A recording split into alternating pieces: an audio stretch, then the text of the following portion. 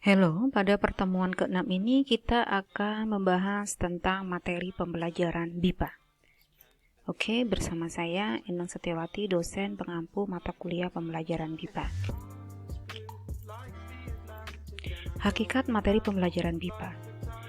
Materi pembelajaran BIPA pada hakikatnya adalah sarana yang digunakan untuk pelajar BIPA yang secara langsung diolah dan dipahami secara sadar untuk mencapai tujuan pembelajaran yang telah ditetapkan. Secara sederhana, materi pembelajaran dapat diartikan sebagai bahan yang dipelajari oleh pelajar dalam upaya pencapaian tujuan pembelajaran. Melalui materi pembelajaran tersebut, pelajar dituntut melakukan sesuatu terhadapnya dengan jenis perilaku tertentu. Materi pembelajaran selalu berkaitan erat dan selaras dengan tujuan pembelajaran. Tujuan pembelajaran merupakan sasaran yang akan dicapai dalam proses belajar, sedangkan materi pembelajaran merujuk pada sarana atau segala sesuatu yang didaya gunakan untuk mewujudkan mencapai tujuan pembelajaran. Secara ilustrasi, berikut ini ditegaskan jarak dan perbedaan antara materi dan tujuan pembelajaran. Yang pertama itu materi pembelajaran bersifat lebih luas daripada aspek isi dalam tujuan mengilustrasikan, menggariskan situasi dan kondisi, menyajikan pola contoh-contoh, serta memberikan alternatif pengembangan proses pembelajaran itu sendiri. Selain itu, materi pembelajaran juga diproyeksikan untuk membangkitkan motivasi belajar pelajar dan yang terpenting untuk meningkatkan kuantitas serta kualitas pembelajaran dan kreativitas pelajar. Yang kedua yaitu materi pembelajaran yang sama dapat digunakan untuk mencapai tujuan pembelajaran yang berbeda, atau sebaliknya tujuan pembelajaran yang sama dapat dicapai melalui materi pembelajaran yang berbeda. Kemudian kita masuk pada kriteria materi pembelajaran BIPA. Dalam pengembangan materi pembelajaran BIPA dilakukan pemilihan materi pembelajaran yang sesuai. Kriteria yang dapat dijadikan pegangan dalam pemilihan materi pembelajaran BIPA adalah sebagai berikut. Yang pertama, relevan dengan tujuan pembelajaran yang ingin dicapai baik secara aspektual maupun global. Yang kedua, materi pembelajaran harus sesuai dengan taraf kemampuan pembelajar dalam menerima dan mengolahnya. Ketiga, materi pembelajaran BIPA harus dapat membangkitkan motivasi pelajar relevan dengan pengalaman dan aktual. Yang keempat, materi pembelajaran BIPA harus menuntut keterlibatan pembelajar secara aktif, baik dengan berpikir sendiri maupun dengan melakukan berbagai kegiatan. 5. Materi pembelajaran BIPA harus sesuai dengan prosedur, didaktik, metode teknik yang ditetapkan. Yang keenam, materi pembelajaran BIPA sedapat mungkin diangkat dari fakta-fakta kebahasaan dan pemakaian bahasa Indonesia secara nyata.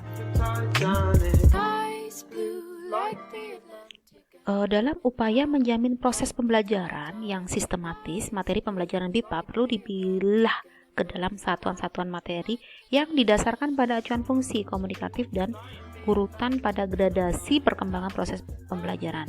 Seiring dengan itu, dalam pemilihan materi tersebut perlu diperhatikan prinsip-prinsip sebagai berikut. Yang pertama, kemudahan pemahaman, produktivitas, kompleksitas, keberterimaan, dan kemudian kita masuk dalam pemilihan materi pembelajaran BIPA. Perlu dipertimbangkan dan diperhitungkan pertimbangan aspek-aspek kebahasaan yang meliputi yang pertama, kosakata, pola kalimat, ungkapan dan bentukan, wacana dalam kecepatan, lafal dan intonasi, dan pengembangan dan pengungkapan ide.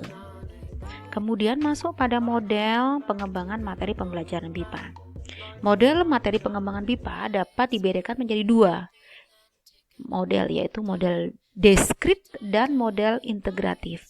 Pengembangan materi model deskrit meliputi materi bahasa, materi menyimak dan wicara, membaca dan menulis, dan materi budaya.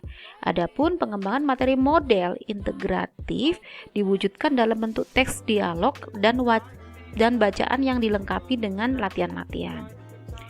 Materi bahasa yang dikembangkan dalam pembelajaran BIPA didasarkan pada tingkat kemampuan bahasa Indonesia pembelajarnya.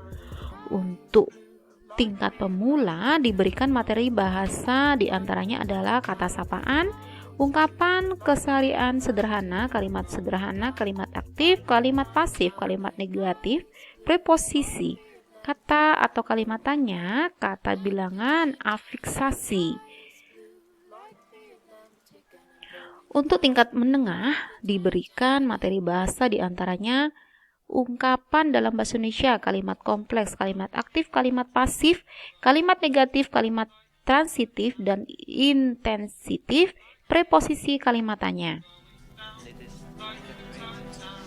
Adapun tingkat lanjut, materi yang disajikan pada pokoknya hampir sama dengan materi untuk tingkat menengah, hanya saja dari tingkat kompleksnya berbeda. Kemudian untuk tingkat lanjut, penekannya lebih pada pemahaman secara analitis terhadap materi bahasa. Kepada pelajar, selain diberikan materi-materi tersebut juga diberikan materi-materi analisis, yaitu menganalisis kalimat salah dan membenarkannya serta mengubah pola kalimat tanpa mengubah maknanya.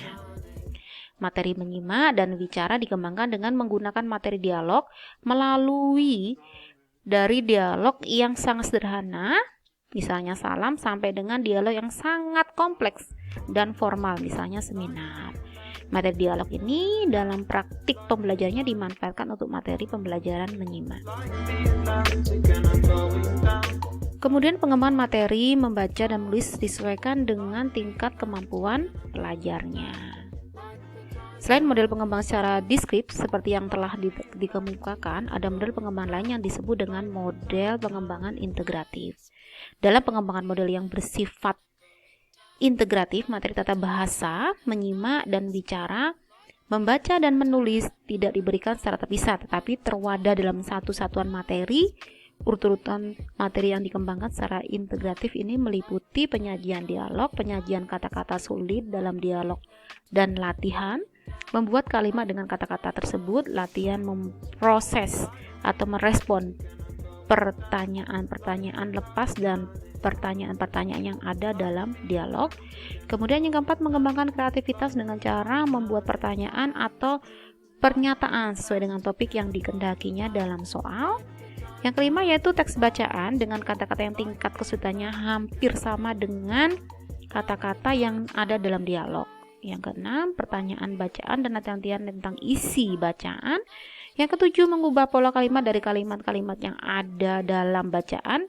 Dan yang kedelapan, menulis ringkasan atau kesan kritik tanggapan terhadap isi bacaan. Oke, demikian meeting ke-6 kita pada kuliah pagi hari ini. Sampai jumpa pada meeting ke-7 berikutnya. Oke, see you, bye-bye.